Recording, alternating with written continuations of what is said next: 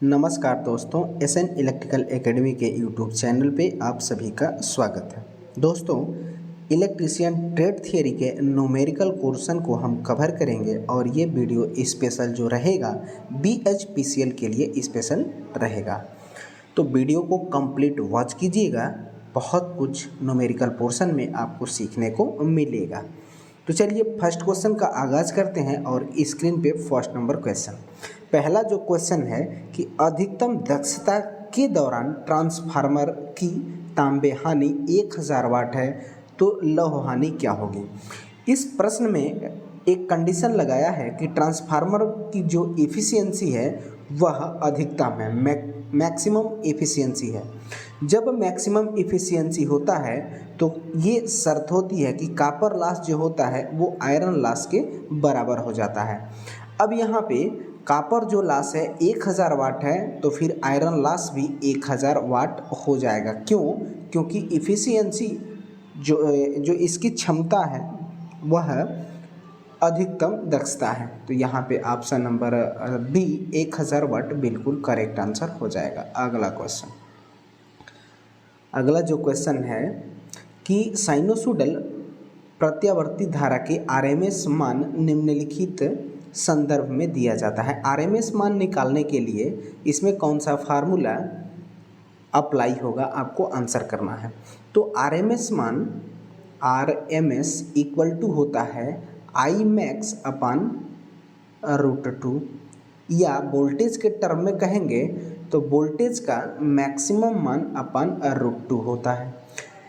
तो जब आप इसमें इनटू करेंगे तो यही चीज़ बन जाता है 0.707 आई मैक्स, ये आरएमएस मान होता है। फिलहाल यहाँ पे ऑप्शन नंबर डी देखिए दिया है करंट के रूप में कि I max upon square root, यानी ऑप्शन नंबर डी बिल्कुल करेक्ट आंसर हो जाएगा। अगर यहीं पे एवरेज मान पूछा जाता तो एवरेज मान के लिए क्या हो जाता कि करंट का मैक्सिमम मान इंटू 2 अपन पाई हो जाता, या वोल्टेज के टर्म में होता तो 2 वी मैक्स अपन पाई हो जाता, और पाई का मान 3.14 रखेंगे तो आगे इसको हल करते हैं तो 0.637 हो जाता था इंटू आई मैक्स या वी मैक्स हो जाता था। ये कब होगा? एवरेज के टर्म में। अगला क्वेश्चन, अगला जो क्वेश्चन है कि एक 3 फेज वाला फुल वेव रेक्टिफायर में 415 वोल्ट है और 60 हर्ट्ज की फ्रीक्वेंसी है। एसी इनपुट सप्लाई है, डीसी आउटपुट का प्रति सेकंड स्पंद में उर्मिक आवृत्ति क्या होगी, यानी रिपल फ्रीक्वेंसी की बात किया गया है। तो इसकी इनपुट जो सप्लाई है वो कितनी है? 50 हर्ट्ज है। तो इनपुट सप्लाई 50 हर्ट्ज है तो फुल वेव के ब्रिज कहें या सेंटर टैप्ड कहें, दोनों में 2f हो जाता है। तो 2 इंटू इनपुट सप्लाई 50, यानी 50 दूनी का 100 हो जाएगा। लेकिन ये सिंगल फेज के लिए है, क्वेश्चन में लगाया गया है 3 फेज, तो इंटू यहीं पे हम 3 से गुणा कर देंगे तो 300 हर्ट्ज फ्रीक्वेंसी आ जाएगी। Option number D correct answer हो जाएगा। अगला क्वेश्चन, अगला जो क्वेश्चन है कि the average value of alternating current for a pure sine wave is equal to, average value पूछा है अल्टरनेटिंग करंट के लिए। अभी पिछले क्वेश्चन में हमने डिस्कशन किया कि अगर एवरेज वैल्यू पूछा जाता है तो फार्मूला इसका बनता है क्या कि 2 आई मैक्स अपन पाई। अब यही चीज़ वोल्टेज के टर्म में रहेगा तो 2 वी मैक्स अपन पाई हो जाएगा, और 2 इंटू वी मैक्स अपन पाई का मान 3.14 और इसमें भाग देंगे तो 0.636 आई मैक्स हो जाएगा। अब यही चीज़ देखिए ऑप्शन नंबर बी में दिया गया है तो option number B correct answer हो जाएगा। अगला क्वेश्चन, अगला जो क्वेश्चन है कि 0.5 ओम के आंतरिक रेजिस्टेंस यानी इंटरनल रेजिस्टेंस और 1.5 वोल्ट के ईएमएफ के साथ एक कार्बन जिंक सेल का 19.5 ओम के बाह्य प्रतिरोध यानी एक्सटर्नल रेजिस्टेंस के साथ भारित किया जाता है। परिपथ के द्वारा प्रवाहित विद्युत धारा का मान एम्पियर में ज्ञात करना है। तो एम्पियर का मान हम निकालेंगे तो I इक्वल टू जो हो जाएगा फार्मूला N इंटू ई, मतलब ई वोल्टेज यहाँ इंडिकेट कर रहा है, अपान N इंटू सेल की संख्या इंटू R। कैपिटल R जो है ये एक्सटर्नल रजिस्टेंस है, इंटू प्लस इंटरनल रेजिस्टेंस यानी आंतरिक रेजिस्टेंस को हम स्मॉल r से रिप्रेजेंट करते हैं। अब इसी में सेल की संख्या एक कार्बन सेल है तो 1 इंटू वोल्टेज कितना है 1.5 अपान सेल की संख्या एक है इंटू एक्सटर्नल रेजिस्टेंस देखिए 19.5 हो जाएगा प्लस इंटरनल रेजिस्टेंस 0.5 तो 0.5 हो जाएगा। अब आगे हल करेंगे तो 1.5 अपान नीचे में 19.5 प्लस 0.5 यानी ये 20 हो जाएगा 20.5। क्लियर। अब इस पॉइंट से इस पॉइंट को कैंसिल आउट करेंगे क्योंकि एक अंक के बाद दशमलव है। अब क्या होगा कि 15 में 200 से जब आप भाग देंगे तो ये जो भाग आएगा 0.075 आ जाएगा। अब इसको मिली में कन्वर्ट करना है तो इंटू 1000 कर देंगे तो ये अंक यहाँ आ जाएगा, यानी 75 मिली एम्पियर आंसर होगा। Option number B correct answer हो जाएगा। अगला क्वेश्चन, अगला जो क्वेश्चन है कि एक उपकरण का रेजिस्टेंस 100 ओम है और 2 एम्पियर की धारा लेता है, उपकरण द्वारा उपभोग किया गया पावर कितना होगा। देखिए रेजिस्टेंस जो दिया गया है वह 100 दिया गया है और करंट का मान जो है वो 2 एम्पियर है। पावर बताना है P equal to I square R हो जाएगा और I का मान कितना है 2, तो 2 का स्क्वायर इंटू R जो है वो 100 है। 2 का स्क्वायर करेंगे 4 इंटू 100 कितना हो जाएगा 400 पावर लॉस आएगा। ऑप्शन नंबर डी 400 वाट बिल्कुल करेक्ट आंसर हो जाएगा। अगला क्वेश्चन, अगला पुनः ये क्वेश्चन फिर से प्रिंट हो गया है। अगला क्वेश्चन देखिए इसको, which of the following frequencies has the longest time period, मतलब मैक्सिमम टाइम पीरियड किस फ्रीक्वेंसी का होगा। अब क्या है कि फ्रीक्वेंसी टाइम पीरियड पूछा है तो टाइम इक्वल टू 1 फ्रीक्वेंसी, यानी टाइम और फ्रीक्वेंसी का जो रिलेशन है आपस में रेसिप्रोकल का है। तो कहने का मतलब है कि लॉन्गेस्ट टाइम पीरियड पूछा गया है, इसका मतलब है कि फ्रीक्वेंसी जिसकी जितनी कम होगी उसका टाइम पीरियड उतना ही ज़्यादा होगा।